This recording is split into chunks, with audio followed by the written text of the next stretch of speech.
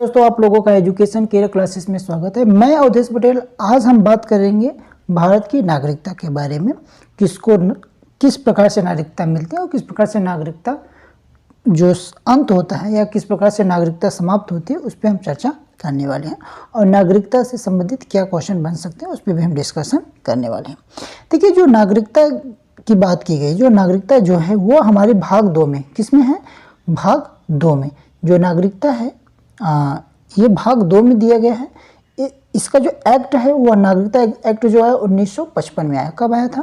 1955 में। अगर आर्टिकल की बात करें तो 5 से लेके 11 तक के जो आर्टिकल हैं वह नागरिकता से संबंधित हैं। क्वेश्चन ऐसे बन सकता है कि भाई नागरिकता का जो आर्टिकल है वो किस से किस आर्टिकल तक है, तो 5 आर्टिकल से लेके 11 आर्टिकल तक नागरिकता से संबंधित आर्टिकल दिए गए। अगर हम बात करते हैं 5 से 8 आर्टिकल तक, तो जो 5 से 8 आर्टिकल है उसमें जो नागरिक हैं उनको 4 वर्गों में, जो नागरिक हैं उनको 4 वर्गों में बांटा गया है।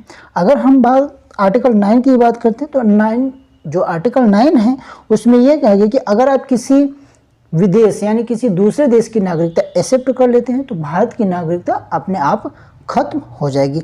और भारत की जो नागरिकता है वो एकल नागरिकता है। क्या है? तो इसलिए भारत की जो नागरिकता है वो क्या है? एकल नागरिकता है।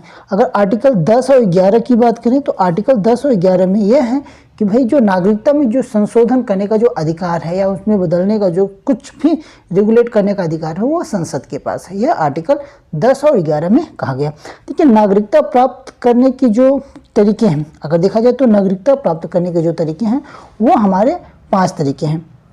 एक तो जन्म से, यानी कि आप जन्म से नागरिकता प्राप्त कर सकते हैं। वंश से, यानी कि वंश परंपरा के अकॉर्डिंग टू आप क्या कर सकते हैं? नागरिकता प्राप्त कर सकते हैं। देशीकरण, यानी कि जब एक देश किसी दूसरे देश के क्षेत्र को लेन देन करता है तो उसको हम देशीकरण कहते हैं। यानी कि देशीकरण के माध्यम से आप भारत की नागरिकता प्राप्त कर सकते हैं। पंजीकरण, यानी कि आप रजिस्ट्रेशन के माध्यम से आप क्या कर सकते हैं? भारत में नागरिकता प्राप्त कर सकते हैं। अगर भूमि विस्तार की बात करें, जैसे अगर भारत का जो क्षेत्र है वो अगर वो उसके विस्तार, भूमि के विस्तार हो तो उसमें भी आपकी नागरिकता मिल जाएगी। उसमें भी आपको क्या दिया जाएगा? भारत में नागरिकता आपको प्राप्त होगी। अगर हम बात करें भारत की नागरिकता का अंत की, कि भारत की नागरिकता की अंत कैसे होगा, पहला तो यह है कि भाई आप क्या कीजिए? नागरिकता को त्याग दीजिए। अगर आप भारत की जो नागरिकता है अगर उसको आप त्याग देते हैं तो आपकी जो नागरिकता है वो क्या हो जाएगा? खत्म हो जाएगी। आपकी नागरिकता क्या हो जाएगी? समाप्त हो जाएगी।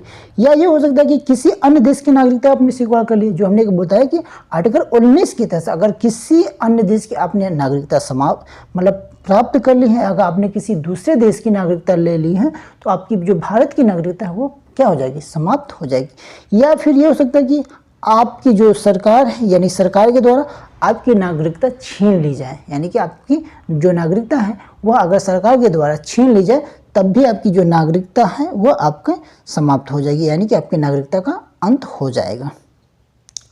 तो ये तमाम प्रकार की जो नागरिक का अंत था उससे संबंधित कि नागरिकता का अंत कैसे होगा उस पर हम डिस्कशन किए। तो नागरिक से संबंधित यही महत्वपूर्ण क्वेश्चन यहाँ से बन सकते हैं। उसके बाद अगर बात करें कि जो प्रवासी दिवस है वो हमारा 9 जनवरी को कब मनाया जाता है? 9 जनवरी दिवस, यानी कि जो 9 जनवरी है उस दिन हमको प्रवासी दिवस को मनाते हैं, यानी कि जो पहली बार मनाया गया तो 2015 से मनाया जा रहा है।